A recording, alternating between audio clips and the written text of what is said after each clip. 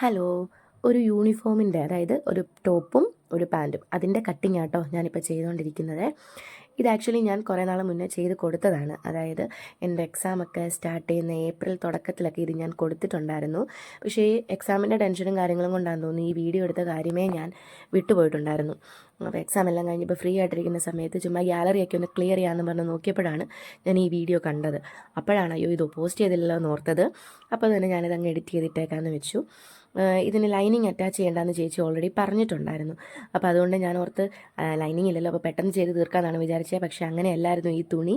ഇത് നൂല് പിടിക്കുന്ന ടൈപ്പ് ഒരു തുണിയായിരുന്നു. അതുകൊണ്ട് തന്നെ കുറച്ച് ശ്രദ്ധിച്ച് സമയമെടുത്ത് ചെയ്യേണ്ടതായിരുന്നു.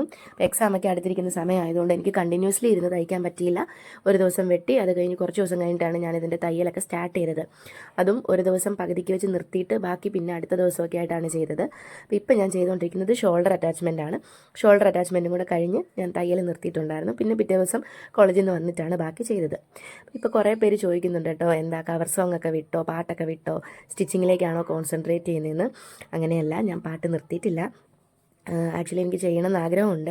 പക്ഷേ ഇപ്പോൾ എക്സാമൊക്കെ ആയതുകൊണ്ടാണ് ഞാൻ കവർ സോങ് തൽക്കാലം നിർത്തി വെച്ചിരുന്നത്. അത് കഴിഞ്ഞ് സ്റ്റാർട്ട് ചെയ്യാമെന്ന് വെച്ചപ്പോൾ എനിക്ക് പനി പിടിച്ചു. അപ്പോൾ അതൊക്കെ കഴിഞ്ഞ് സൗണ്ടൊക്കെ സെറ്റായി കഴിയുമ്പോൾ നമ്മൾ പതുക്കെ നമ്മുടെ കവർ സോങ് ഒക്കെ ആയിട്ട് തിരിച്ചു വരുന്നതായിരിക്കും കേട്ടോ.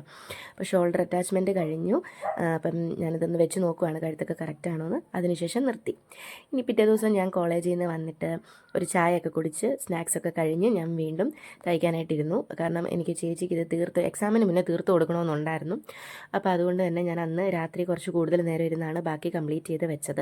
അപ്പം നമ്മുടെ കൈ അറ്റാച്ച് ചെയ്യുന്നത്, അതുപോലെ തന്നെ സ്ലിറ്റ് ഇടുന്നത്, ഇങ്ങനെയുള്ള കാര്യങ്ങളൊക്കെ അന്നത്തെ ദിവസം കൊണ്ട് കംപ്ലീറ്റ് ചെയ്ത് വെക്കുമായിരുന്നു. അടിയൊക്കെ മടക്കി അടിച്ച് ചുരിദാറിൻ്റെ കംപ്ലീറ്റ് പോർഷൻസ് നമ്മളന്ന് തീർത്ത് വെച്ചിട്ടുണ്ടായിരുന്നു.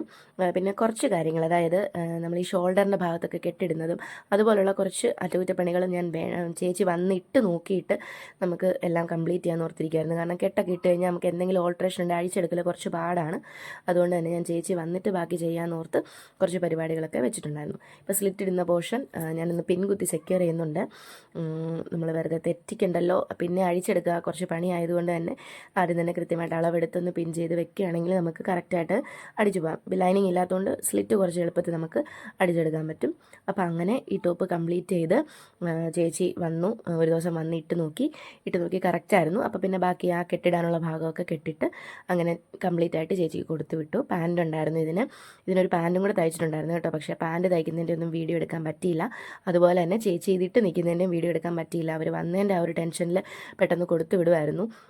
അപ്പോൾ അതുകൊണ്ട് തന്നെ അതിൻ്റെ ഫുൾ വീഡിയോ ഒന്നും നമുക്ക് എടുക്കാൻ പറ്റിയില്ല. അപ്പോൾ ഇത്രയേ ഉള്ളൂ. Ta-ta bye bye, see you in next video.